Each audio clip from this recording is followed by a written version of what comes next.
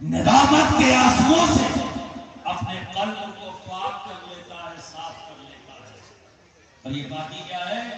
لالچ کی گندگی، انانیت کی گندگی، تکبر کی گندگی، حسد کی گندگی، شکوک و شبہات کی گندگی، ان تمام گندگیوں سے اپنے قلب کو پاک اور صاف کر لیتا ہے۔ ایسے بندے کو رب تبارک و تعالیٰ عظیم منزل عطا کرتا، وہ کیا ہے؟ واو، جس سے مراد ولایت۔ اب یہ لوگوں کی خواب خیالی ہے، زبر زیر چل رہی ہے، ولایت ہے۔ اور سن لو دوست، کچھ لوگ ہیں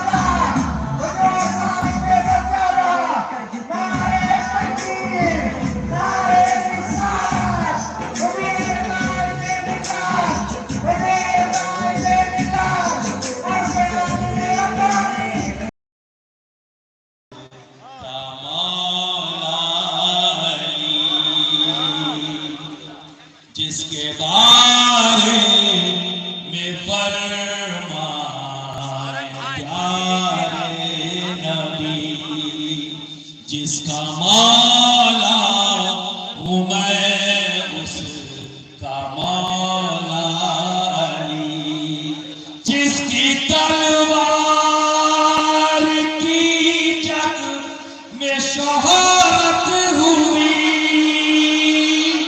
جس کے بیٹوں سے نصر میں شجاعت چلی، ہاں وہی وہ علی او علی، نعرہ حیدری علی۔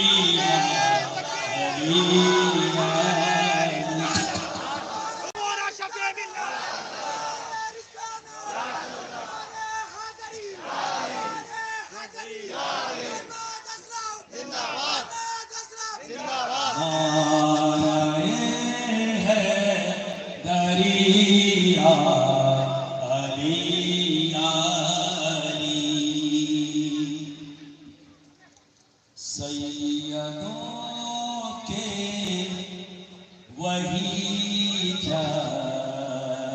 اعلیٰ بھی ہیں، میرے نانا بھی ہیں، میرے دادا بھی ہیں، سیدوں کے وہی جد اعلیٰ بھی ہیں۔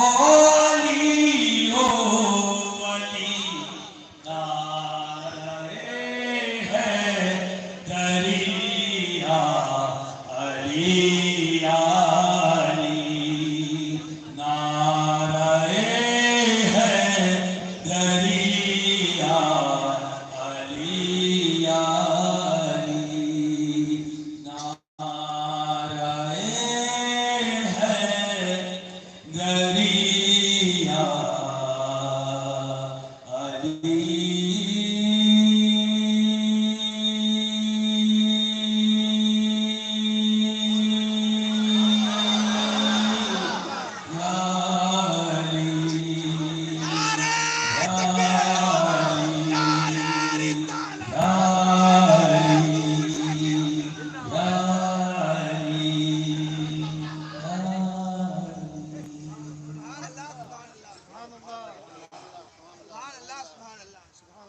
مست ہو گئے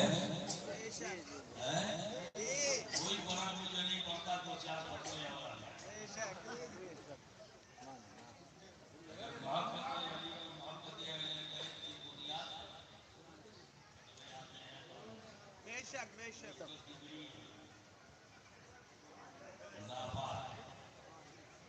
برادران کے اندر دے اسلام یہ بتاؤ کامیاب ہونا چاہتے ہیں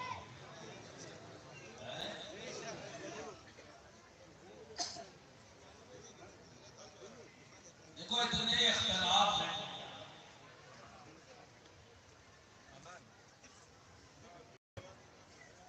کوئی کسی جگہ پر اکٹھا نہیں دنیا بھر کے نظریاتی اختلاف زمین کے اختلاف زبان کے اختلاف کاسٹ کے اختلاف ریلیجن کے اختلاف یہ پوری دنیا کسی کے لیکن ایک معشوق ایسی ہے جس پر سب کا اتفاق ہے نہ وہاں زمین کا اختلاف ہے نہ زبان کا اختلاف نہ مذہب کا اختلاف کوئی اختلاف ہو ہی نہیں جاتا ایک ایسی معشوق ہے جس میں سب عاشق ہیں سب کوئی ایسا نہیں جو اس کا عاشق ہے آپ بھی ہیں میں بھی ہوں یہ بھی ہیں یہ بھی ہیں مولانا مجید صاحب بھی ہیں پرنسپل جیلانی صاحب بھی ہیں اتنی عمر ہو گئی پر عشق بڑا مضبوط ہے جیسے جیسے عمر بڑھ رہی ہے عشق بڑھتا جا رہا ہے ہاں اس معشوق سے ہر دن قریب ہونا چاہیے اس میں عمر کا دخل نہیں جیسے جیسے عمر بڑھتی جائے عشق اور اتنا زیادہ کہ دوست میرے جب سے قریب نے تو فرما دیا کہ اشرفی پیر ہوئے گرچہ بصیرت لیکن اشرفی پیر ہوئے گرچہ بصیرت لیکن دم بدم ولولے جوش جواں یعنی عمر بڑھتی جا رہی ہے اور اس معشوق کا عشق اسی حساب سے بڑھتا جا رہا ہے سارے اختلافات ہونے کے باوجود دنیا میں ایک ہی معشوق ہے عشق کی ہے اور قرب کی خواہش ہے جیسے جیسے عشق بڑھتا جاتا ہے نا قرب کی خواہش بھی بڑھتی ہے نا حیرت انگیز بات آخر کو معشوق ہے تو جس کے سب عاشق ہیں اس ذہن میں آئی بات وہ معشوق کون ہے جس کے سب عاشق ہیں اور دعویٰ کرتا ہوں چیلنج کرتا ہوں آپ بھی ہیں آپ بھی ہیں آپ بھی ہیں موٹا ہو پتلا ہو لمبا ہو چھوٹا ہو گورا ہو کالا ہو چچرا ہو بھولا ہو سب عاشق ہیں عورت ہو مرد ہو بوڑھا ہو جوان ہو بچہ ہو جس میں شعور آ گیا بس عشق شعور آتے ہی اس معشوق کا عشق قلب میں پیدا ہوا کسی بھی ریلیجن کا ہو اور اس دنیا کے زمین کے کسی بھی ٹکڑے پر بسنے والا ہو کوئی بھی زبان کرتا عاشق سب یہی ایک جگہ ہے جہاں سب یونائٹ ہیں اور کامن ہے کوئی اختلاف نہیں باقی سارے اختلاف تو پائے جاتے ہیں یہی ایک جگہ ہے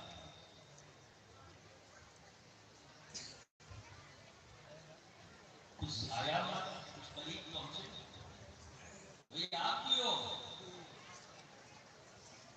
وہ معشوق ہے کون؟ زیادہ دیر کو اشارہ نہیں کروں گا. وہ معشوق کچھ اور نہیں ہے, کامیابی ہے. کامیابی وہ معشوق ہے جس کے سب عاشق. کون ہے آپ نے بتاؤ جو ناکام ہونا چاہتا ہے؟ کوئی ہے؟ اچھا آپ بتاؤ کتنے لوگ ہیں جو کامیاب ہونا چاہتے ہیں؟ ذرا ہاتھ اٹھا دیں. کوئی نہیں چاہتا کہ ہم ناکام ہو گئے نا. اور معشوق کون کامیاب؟ جب سب عاشق ہیں, سبھی کو کامیابی محبوب ہے, اور سب کے نزدیک کامیابی ایک محبوب کی حیثیت رکھتا ہے, اور سبھی اس کا قرب چاہتے ہیں. ایسا ہے کہ دور دور سے کرے, بولو کوئی دور دور سے نہیں نا, سب قرب چاہتے ہیں. قریب ہو کیسے ہو کہ صرف چاہے لینے سے تو چیز حاصل نہیں ہوتی. عملی زندگی اختیار کرنی ہے. یہ الگ بات ہے کوئی لیتے لیتے پترو نکالے پٹ پٹ پٹ پٹ کر کے وائرل کر دے اور اسے وہ کامیابی سمجھے, تو جگ ظاہر ہے کتنا کامیاب ہے کتنا ناکام. تو جگ ظاہر ہے سب سے بڑے زندگی میں کچھ نہیں کیا. یہ پٹ پٹ سے کام ہونا چاہیے نا. آؤ میدان میں کچھ کام کریں. آؤ میدان میں. ابھی 2 دن ہو یہاں آ جاؤ میدان میں بات کرنا. کٹ سے کام نہیں چلے. تو آپ ذہن نشین کر لو, خالی خواہش کر لینے سے آپ کامیاب نہیں ہو. کامیاب ہونے کے لیے آپ کو عملی زندگی اختیار کرنا, پریکٹیکلی انوالو ہونا. اب اگر آپ اپنی عقل سے پوچھو گے کہ میں کامیاب ہونا چاہتا ہوں, کیسے ہوں, عقل کیا کرے گی؟ گھمائے گی اور ڈھونڈتے رہ جاؤ. جب عقل سے سوال کرو گے میں کامیاب ہونا چاہتا ہوں, تو عقل جواب دے دے گی اپنے حساب سے. اور دیا ہے لوگوں کو.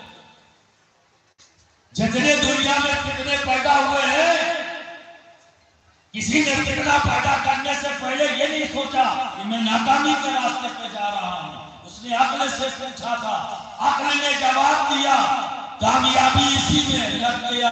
بعد میں پتا لگا کہ یہ تو ناکامی کا راستہ تھا, کیونکہ میں نے پازیٹیو ورک نہیں نیگیٹو ورک کیا ہے. اور نیگیٹیوٹی ناکامی کی طرف لے جاتی ہے, پازیٹیوٹی کامیابی. تو دنیا میں جتنے فتنے اور فساد پیدا ہوئے ہیں, اس کے پیچھے کہیں نہ کہیں اسی معشوق سے قرب کا جذبہ ہے. لیکن سوال کیا عقل سے, تو عقل نے جواب دے دیا دولت حاصل کرنا. دولت حاصل کرنا لگ گیا, دولت حاصل کرنا. راتوں دن بھاگ رہا ہے, بھاگ رہا ہے, بھاگ رہا ہے. بھول گیا کہ جس زمین پر قبضہ کر کے جا رہا ہوں اس زمین کا تعلق کسی مدرسے سے ہے. بھول گیا, بھول گیا. اپنے جوتے کا سار بھول گیا, زمین پہ قبضہ کرنا. دھوکہ دے کر مسجد کی زمین پر قبضہ, کیونکہ بھول گیا.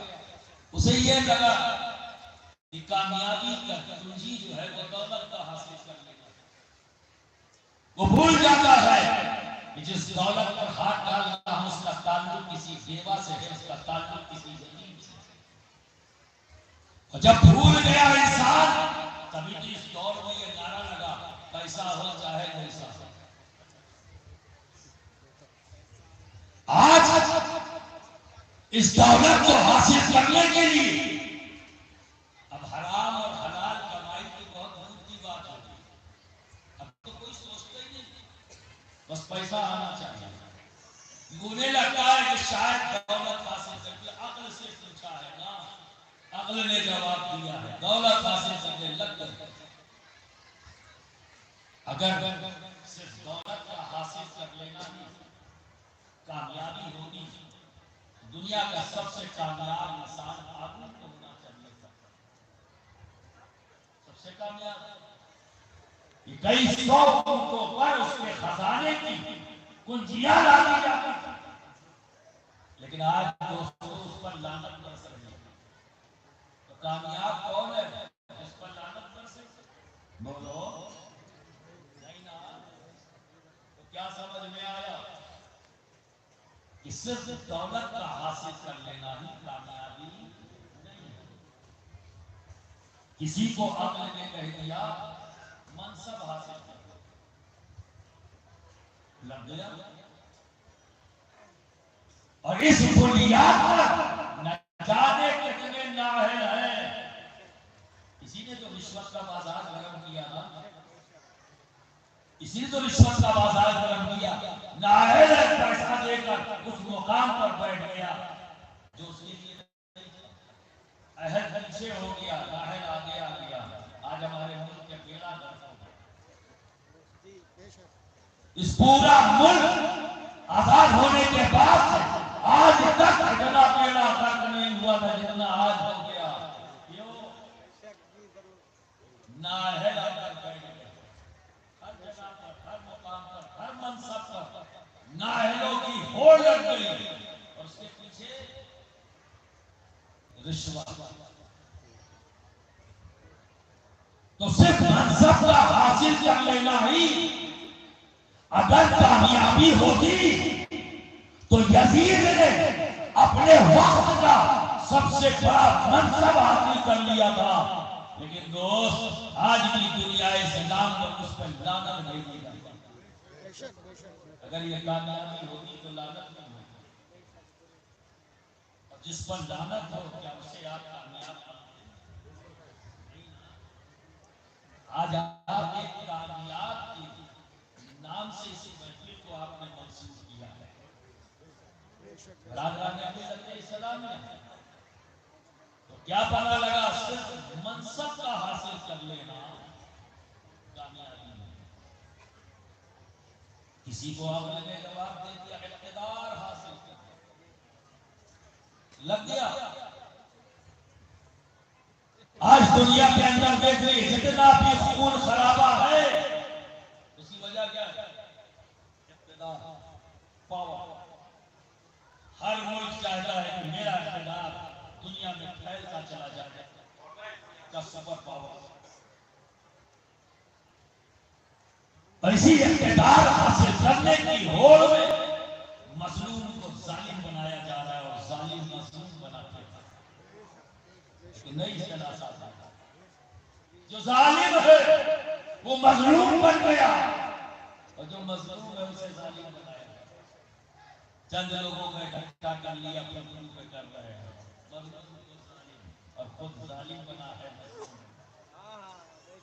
آج یہ پورا میڈیا اسی فارمولے پر کام کر رہا ہے، جھوٹ کو سچ بنانا اور سچ کو جھوٹ بنانا۔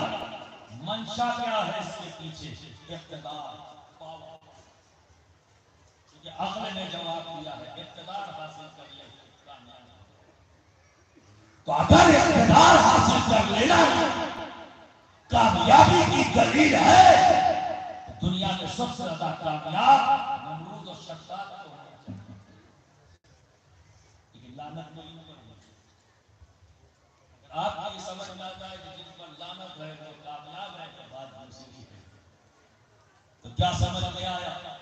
صرف دولت کا حاصل کر لینا یہ کامیابی ہے، صرف منصب کا حاصل کر لینا یہ کامیابی نہیں، اقتدار کا حاصل کر لینا یہ کامیابی نہیں۔ پھر کامیابی ہے تو عقل کو پوچھ رہے ہیں،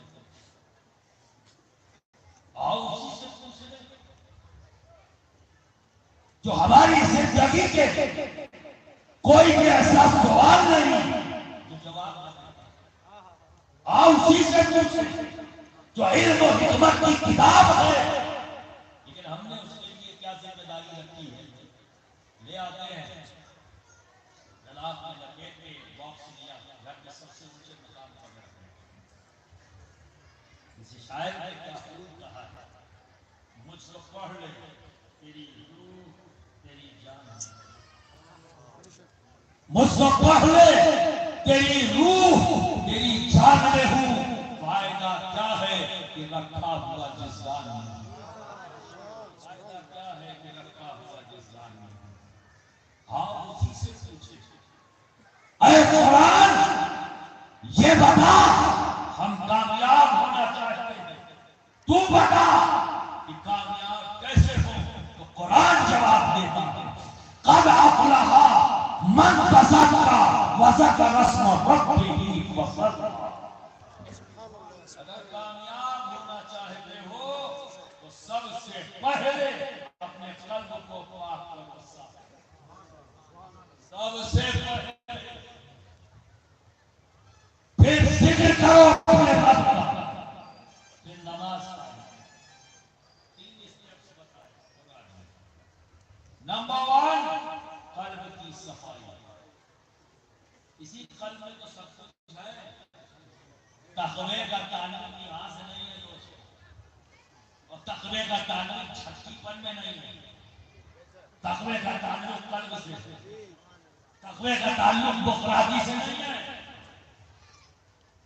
قلب سے، اور اس میں تو ساری چیزیں موجود ہیں، لالچ کی گندگی، انانیت کی گندگی، تکبر کی گندگی، بڑائی کے سودے کی گندگی، حسد کی گندگی، نہ جانے کون کون سی گندگیوں کا تعلق اس قلب سے۔ اب بتاؤ کیا آپ نہیں جانتے پاکی اور گندگی کبھی ایک جگہ اکٹھا نہیں ہوتی، ایک دوسرے کے ضد ہے بھائی، تو محبت کا تعلق کہاں سے ہے؟ بولو ذرا بول دو زور سے، دیکھو بھائی میری عادت ہے میں صرف اکیلے تقریر نہیں کرتا، اور یہ موقع ہر تقریر دیتا بھی نہیں، میں تو دیتا ہوں بھائی آپ کو بھی تھوڑی بہت تقریر کرنے کا، آپ خوش نہیں ہیں؟ آپ کو موقع ملا آپ خوش نہیں ہو؟ اگر خوش ہو تو جواب دیا کرو، مان لو اگر غلط بھی ہو گیا تو اس لیے بیٹھا ہوں اور اصلاح کر دوں گا، ہے نا؟ اور شرمندگی کی کوئی بات نہیں، یہ اپنوں کی محفل ہے نا، میں تمہارا تم میرے، میں تمہارا تم میرے، شرم کیسی بھائی؟ اپنوں سے شرم کی جاتی ہے نا، اپنوں سے کیسی شرم؟ میں تمہارا بالکل بے خوف ہو کے جب کوئی سوال کروں تو جواب دو، اور میرا تعلق خانقاہ سے ہے، سمجھ گئے نا؟ جب سوال کیا جائے تو جواب دو، جواب نہ دینا گستاخی ہے، سمجھ گئے نا؟ جواب دے دیا کرو، غلط ہو تو اصلاح کر دوں گا۔ برادران کیا کہہ رہا تھا بھائی؟ ہاں تو تقوی کا تعلق قلب سے،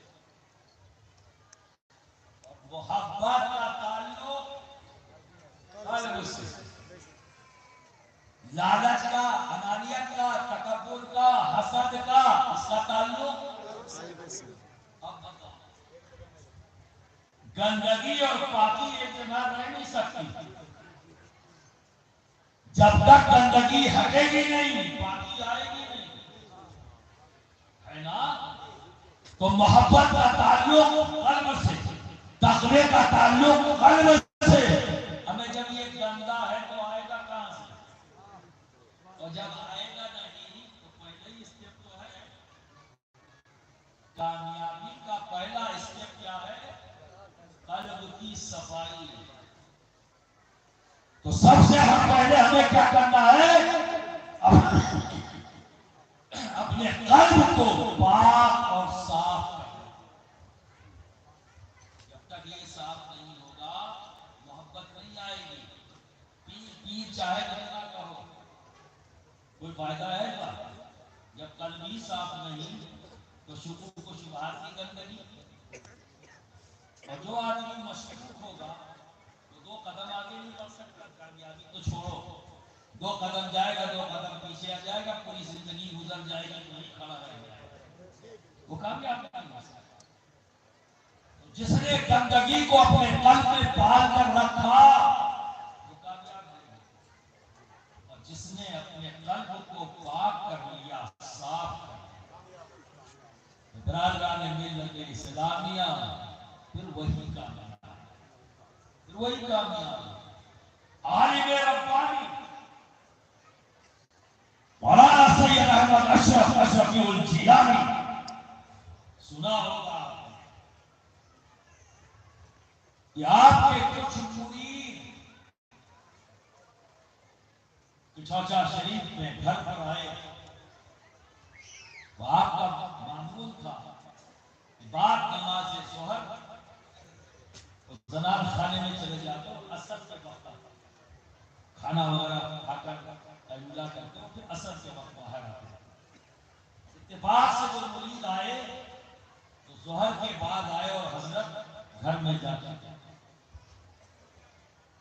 تو خادم جو دروازے پہ رہتے تھے انہوں نے پوچھا کہاں سے آئے ہو، کیا ہے، میں کھانا یا جب پوچھا تو کہا کہ ہم مولانا احمد اشرف علی رحمۃ اللہ کے انہوں نے بتایا مرید ہیں اور ہم ان سے ملنے آئے ہیں۔ کہا کیا کام ہے؟ کہا تعویذ لینے آئے ہیں۔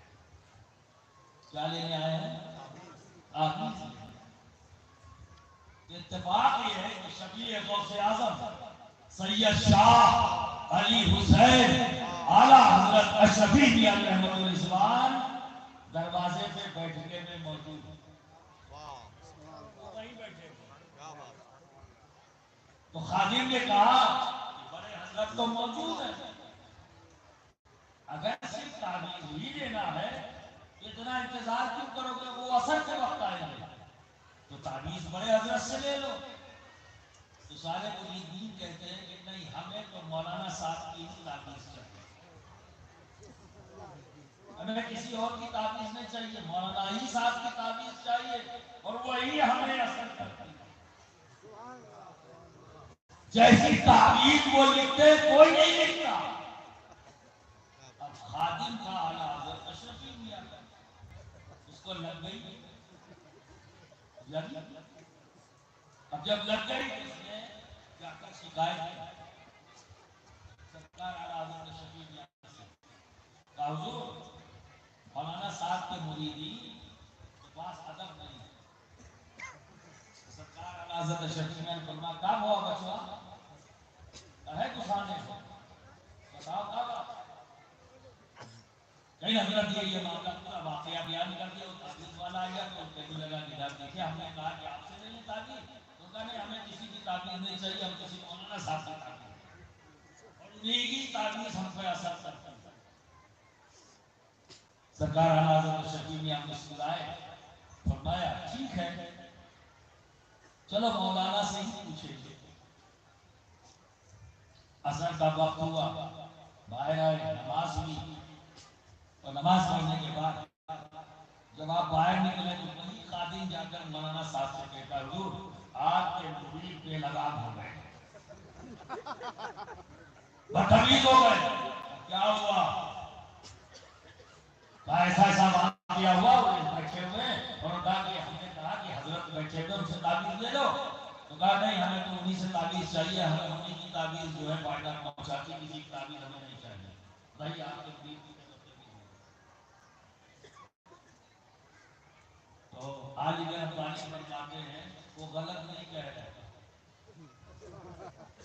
وہ صحیح کہہ رہے ہیں۔ جو تعویذ میں لکھتا ہوں وہ نہیں لکھ سکتا اور تمہارے پیر بھی نہیں لکھ سکتے۔ جب یہ کہا تمہارے پیر بھی نہیں لکھ سکتے تو لگ گئی اور پہلے یہ پیر لگ چکا تھا، دوسرا لگا، بھاگا ہوا پہنچا سرکار اعلیٰ حضرت اشرفی نے بتا حضور مرید کا مرید ہے، پیر بھی معاملہ گڑبڑ ہو گیا۔ کہا کیا ہوا بچہ؟ میں نے ان سے کہا وہ تو اور آگے بڑھ کے کہا تمہارے پیر بھی نہیں لکھ سکتے، تعویذ میں لکھتا ہوں۔ حضرت پوچھا جائے جب نشیب شگاف میں آئے حضرت پوچھا یہ بابو تعلیم دقت ہے تو مہو نہیں لکھ سکتے یہ بات سمجھ میں آ رہی نا جی یہ آپ کو پتا ہے نا کہ سرکار اعلیٰ حضرت شکیل میاں اردو زیادہ بولتے ہیں جی اسی لیے میں وہ سوال نہیں بول رہا ہوں اگر سمجھ میں آ رہی ہے تو بولوں نہیں تو پھر بدل دوں نہیں سمجھ میں آ رہی ہے تو اے بابو کون تعلیم دقت ہے تو مہو نہیں لکھ سکتے جی حضور میں نے جو کہا ہے وہ سچ ہے کہا پھر کون سی لکھتے ہو کہا حضور کچھ نہیں کاغذ لیتا ہوں آپ کا اسم مبارک لکھ دیتا ہوں اور لپیٹ کرتے دیکھا ہوں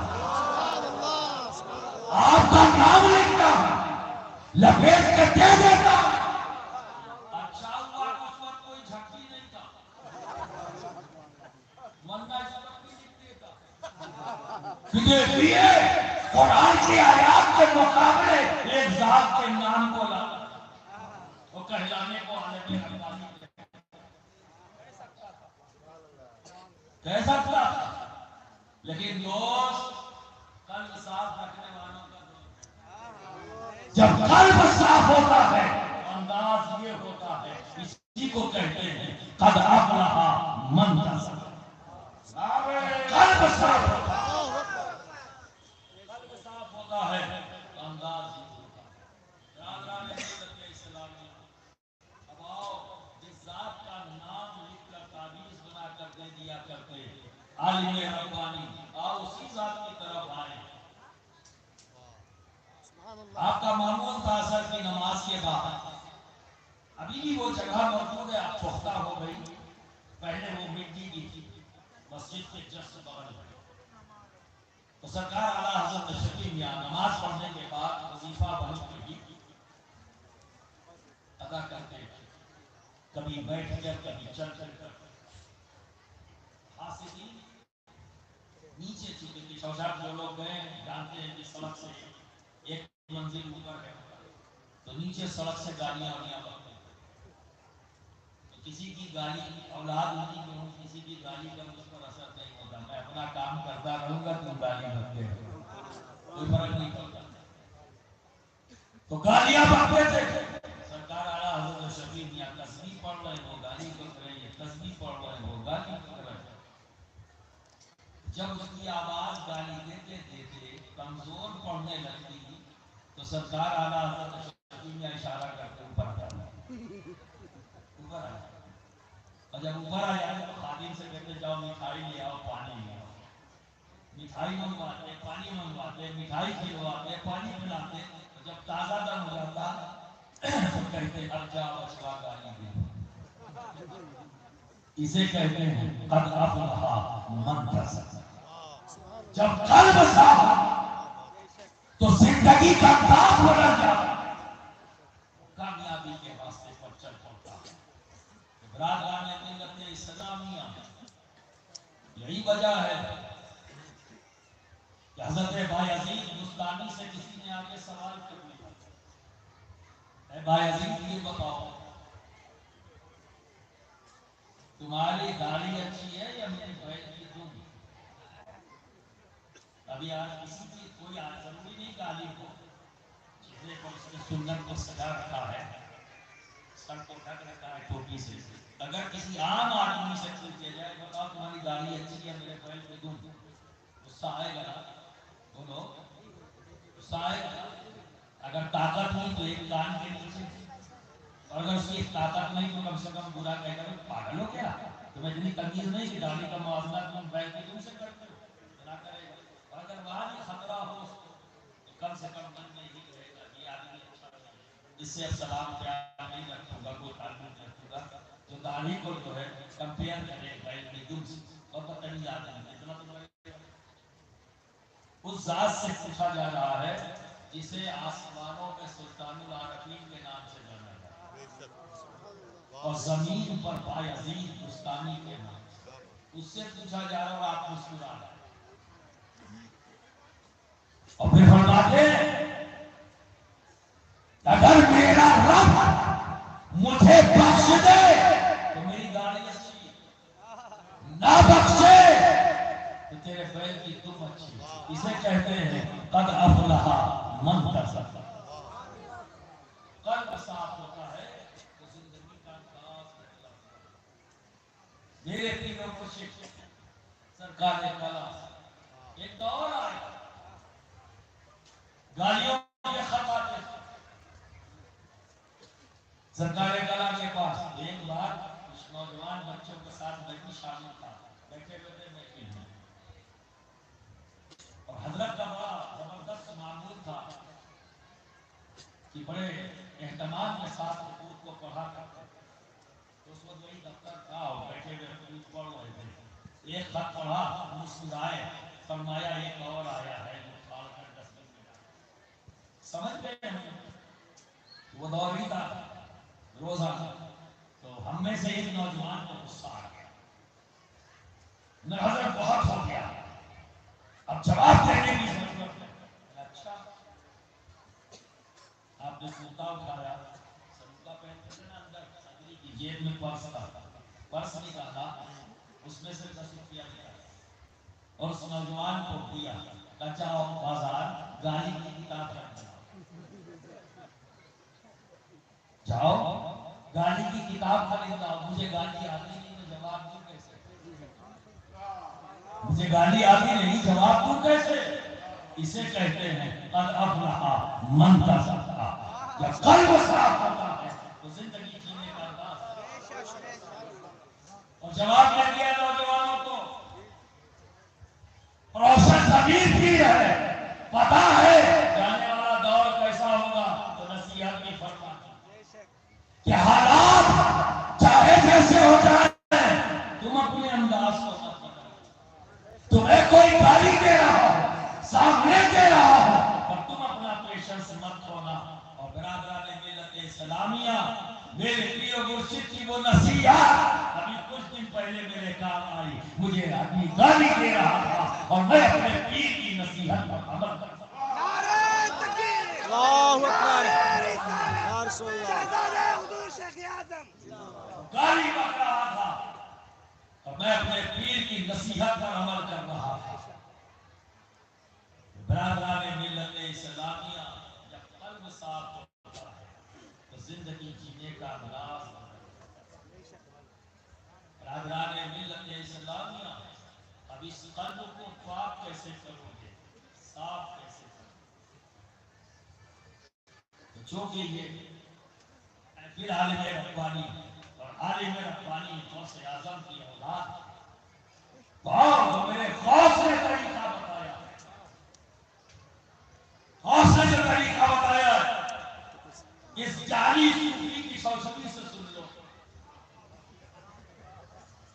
اس جعلی صوفی کی فلسفی سے سن لو اور اس کے سارے بدعات سن لے کہ میرا غوث کیا کہتا ہے۔ تصوف عالم ربانی کوئی اور نہیں، عالم تصوف عالم ربانی کوئی اور نہیں، ان کا تعلق اہل اللہ سے ہے۔ عالم ربانی کوئی اور نہیں، اللہ کے ولی ہے اور ولیوں کے گروہ سے آپ کا تعلق ہے۔ تو آپ کے ہی جد کریم نے جو بیان کیا وہ سن لو۔ تصوف یہ فقط ایک ورڈ نہیں ہے، ایک جملہ ورڈ نہیں ہے، یہ پورا ورلڈ ہے، ایک دنیا ہے۔ تصوف جس کے 4 پلر ہیں اور جس میں 4 الفابیٹ ہیں، تے، سواد، واو، فے۔ تصوف انہی سے مل کے بنے گا، تے، سواد، واو، فے۔ یہ 4 پلر ہیں، یہ فقط ایک لفظ نہیں، یہ ایک دنیا ہے۔ تے، سواد، واو، فے۔ تو اہل تصوف کے نزدیک تے سے مراد توبہ ہے، تے سے مراد توبہ ہے، اور سواد سے مراد صفا ہے۔ کس کے؟ تو جو بندہ توبہ کے آنسوؤں سے، ندامت کے آنسوؤں آنسوؤں سے اپنے قلب کو صاف کر لیتا ہے، پاک کر لیتا ہے۔ توبہ کے آنسوؤں سے، ندامت کے آنسوؤں سے جو بندہ اپنے قلب کو پاک کر لیتا ہے، صاف کر لیتا ہے، تو رب تبارک و تعالیٰ ایسے بندے کو ولایت عطا کرتا ہے۔ کیا عطا کرتا ہے؟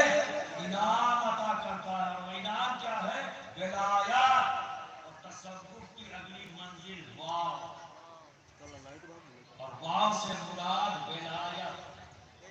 تو جو بندہ توبہ کے آنسوؤں سے، ندامت کے آنسوؤں سے اپنے قلب کو پاک کر لیتا ہے، صاف کر لیتا ہے، درگزر کرنے کی صلاحیت پیدا کر لیتا ہے، معاف کرنے کی صلاحیت پیدا کر لیتا ہے، ظلم پر مسکرانے کی عادت ڈال لیتا ہے۔ برادران ملت اسلامیہ، ایسے بندے کو رب اگلی منزل عطا کرتا ہے دعاؤں کی، جس سے مراد ولایت ہے۔ اور سن لو دوست، کچھ لوگ ہیں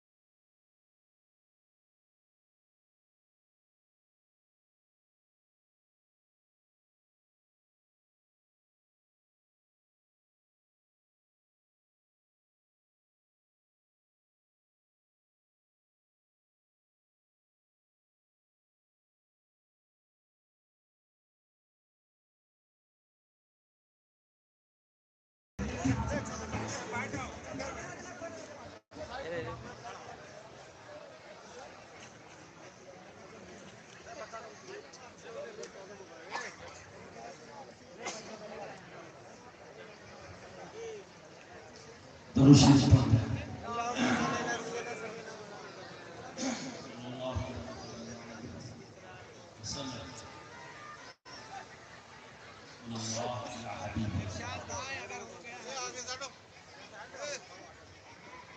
تو جو بندہ توبہ کے آنسوؤں سے، ندامت کے آنسوؤں سے اپنے قلب کو پاک کر لیتا ہے، صاف کر لیتا ہے، اور یہ باقی کیا ہے؟